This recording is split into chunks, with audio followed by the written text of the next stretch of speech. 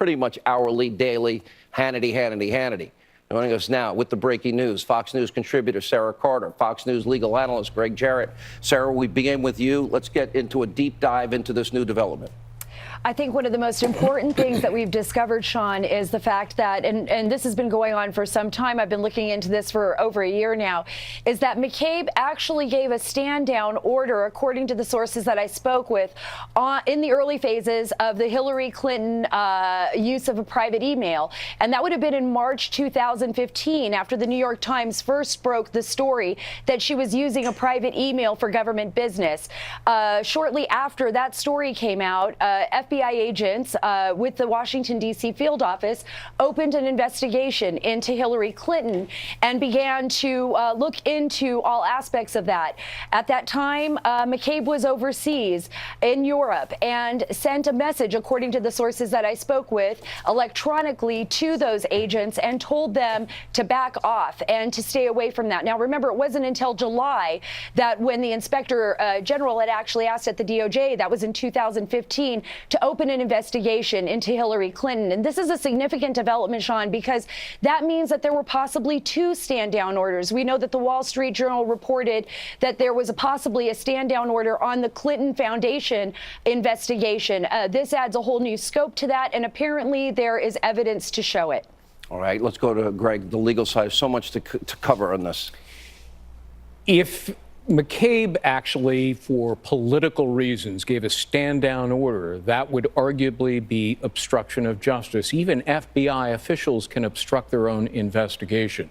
Look, it never made sense that people like David Petraeus, John Deutsch, Harold Martin, Sandy Berger, and a half a dozen other people were prosecuted for doing the exact same thing that Hillary Clinton did. And yet Comey stood in front of television cameras back in 2016 in July and said no reasonable prosecutor would bring such a case. He seemed to have amnesia that many reasonable prosecutors, including his own, had done the exact same thing. So it's very curious here. We warned him. Yeah. Right here. You warned him. No good lawyer would let him write this book and go on this tour.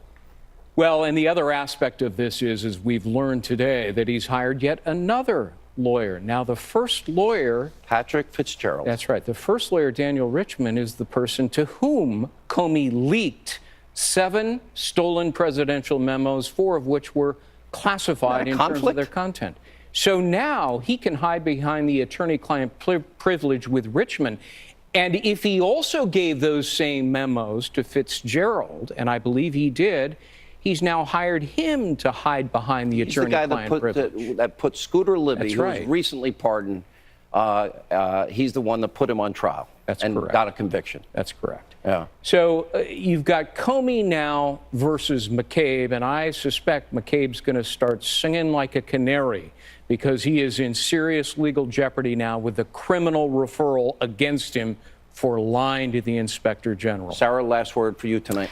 Well, and I think a lot of other people are singing like canaries. That includes Peter Strzok and Lisa Page and everybody else who is involved in this. Why do they still have top security clearance? Why do they still have access to this information? Well, and I think that's important because I think the Inspector General still has access to them as long as they're still employed. And remember, they are civil servants, so it's not easy to get rid of them. But I have a feeling that they're actually cooperating, and that's why they're there. Last word, Greg.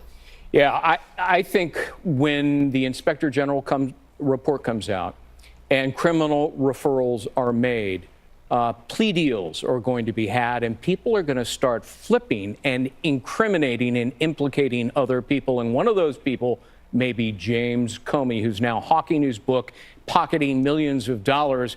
And he better hang on to that cash because he may need it for his criminal defense. Amazing. Guys, great reporting tonight. Thank you. Thank you, Greg. Thank you, Sarah. Earlier today, President Trump praised the cooperation between France and the United States in standing up to the mullahs in Tehran, as well as fighting ISIS radicals. Take a look from earlier.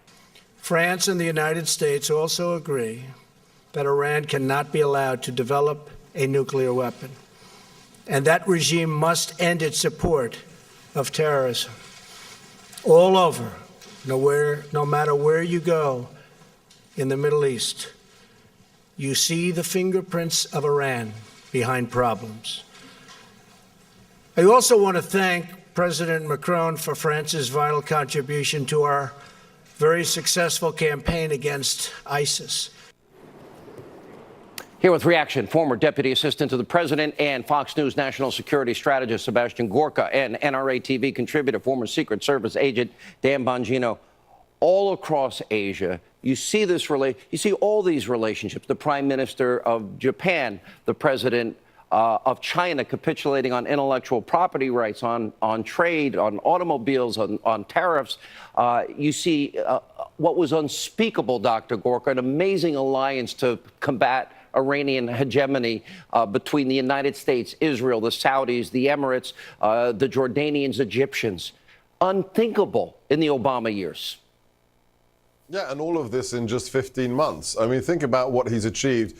We have NATO, we have the French Prime Minister within minutes of meeting the president on this state visit saying, you want us to spend more on our defense, to stop being freeloaders? You've got it. The NATO Secretary General has done the same. That's after decades of freeloading inside NATO. We've seen ISIS decimated in terms of the physical caliphate. We've seen all of our friends and allies reassured in Asia. It goes on and on and on. It's really quite stunning that these are the kinds of results that you would be proud of as a president at the end of your second term, maybe at the end of your first term, but not at the end of your very, very first term. The idea, just the idea that Sunni states, Arab Sunni states, are now cooperating hand in glove with Israel to deal with the threat of jihadi violence in the Middle East is stunning. Stunning.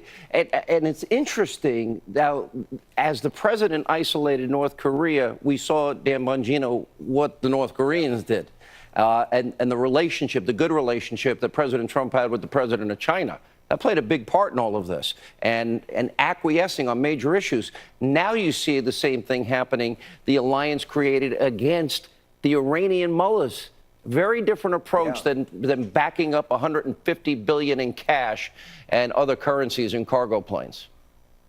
Yeah, Sean, I think one of Trump's assets has been his unpredictability. Now, listen, you can chalk that up to whatever you want. I mean, the left-leaning hacks in the media have been taking potshots at Trump on his foreign policy forever. You know, Sebastian's right. They mocked him over his approach to NATO until these countries started making larger commitments to NATO. They mocked him over his approach to North Korea. Oh, he's going to get us into nuclear war. Now the North Koreans are coming to the table with at least talks. I don't want to oversell it for denuclearization. You can't deny the fact, Sean, that his relationship with China, the economic pressure he put on China due to his tariff threat, probably had something to do with this. But, you know, it's really, I mean, honestly, it's sad as an American to watch the media, and not all of them, there's a few of them who've kind of come around a little bit on this, but most of them just continue to mock this guy as some kind of a buffoon as he runs rings around what Obama did in 8 years.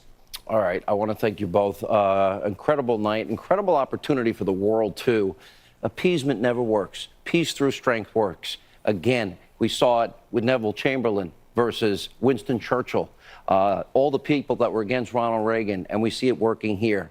Obama's appeasement didn't work. Clinton's appeasement didn't work. Unbelievable. All right, so much other breaking news tonight. Ed Henry has a live report on the president's high-stakes summit with the French president from earlier today, and Ainsley Earhart, and so much more. Straight ahead.